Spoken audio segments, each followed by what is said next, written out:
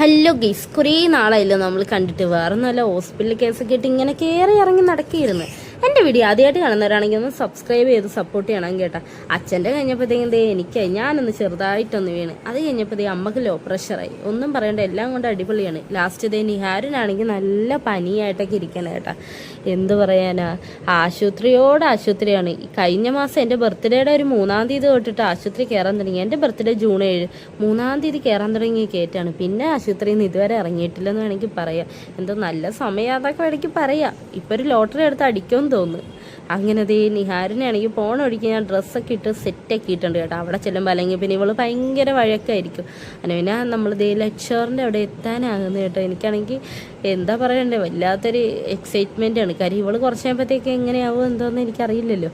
അങ്ങനെ ആ ഒരു എക്സൈറ്റ്മെൻ്റ് ആണ് കേട്ടോ. നീ അച്ഛനെ കൂടെ എക്കോയൊക്കെ എടുക്കാൻ വേണ്ടി കയറണേനെ. അപ്പം പ്രശ്നങ്ങളൊന്നും ഇല്ലയെന്ന് പറഞ്ഞ് അങ്ങനെ കുഴപ്പമില്ല. ഈ ചെറിയൊരു പമ്പിങ്ങിൻ്റെ ചെറിയൊരു ഇഷ്യൂസ് പറഞ്ഞ്, പക്ഷേ കുഴപ്പമില്ല എന്ന് പറഞ്ഞ്. അങ്ങനെ പിന്നെ ഇനിയും നമ്മൾ നിഹാരമാണെങ്കിൽ അവിടെ വിരകിക്കൊണ്ടിരിക്കുന്നത്. ഈ പുറത്തേക്ക് ഇറങ്ങിയിട്ട് വേണം മെഡിസിനൊക്കെ മേടിക്കാനായിട്ട്. നിഹാരമാണെങ്കിൽ സ്വന്തം വീട് മാതിരിയാണ്. അവളവിടെ വിരകലേന്. അങ്ങനെ നമ്മൾ പുറത്തേക്ക് ഇറങ്ങിയേനേട്ടാ. നമ്മൾക്ക് സാധാരണ ദൂരെ ആയിരിക്കും എപ്പോഴും പാർക്കിങ് കിട്ടുന്നത്. പക്ഷെ ഇന്നെന്തോ ഭാഗ്യം അടുത്ത് തന്നെ നമുക്ക് ഹോസ്പിറ്റലിൽ തന്നെ കിട്ടി. അങ്ങനെ വണ്ടി എടുക്കാൻ വേണ്ടി പോകണേട്ടാ. അങ്ങനെ പിന്നെ വൈകുന്നേരം എപ്പോഴത്തേക്കും ദോശ വാങ്ങിച്ച്. നിഹാരമാണെങ്കിൽ ട്രെയിനൊക്കെ ഫസ്റ്റ് ടൈമാണ് കാണുന്നത്. അതിൻ്റെ ഒരു ക്യൂരിയോസിറ്റിയാണ് ആള്. പത്രം കളിക്കാൻ സ്റ്റാർട്ട്.